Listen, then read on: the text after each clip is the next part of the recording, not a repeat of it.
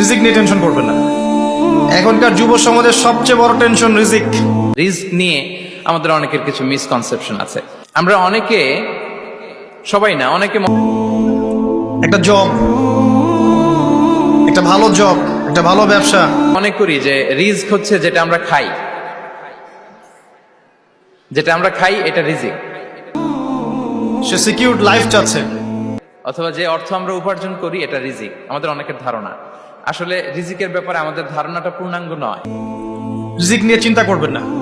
আপনার কাছে যে রিজিক আছে এটা আপনার কাছে আসবেই ইনশাআল্লাহ। হয়তো অর্থাৎ জীবন পরিচালনায় একটা মানুষের যা যা লাগে তা সবই রিজিক। সময় লাগছে কিন্তু আপনার কাছে আসবে ইনশাআল্লাহ তাআলা।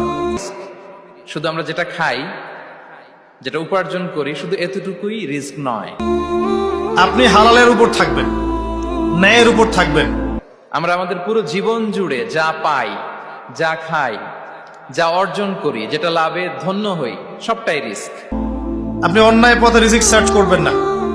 আপনার তাকদিরে যে রিজিক আছে আপনার কাছে আসবে ইনশাআল্লাহ।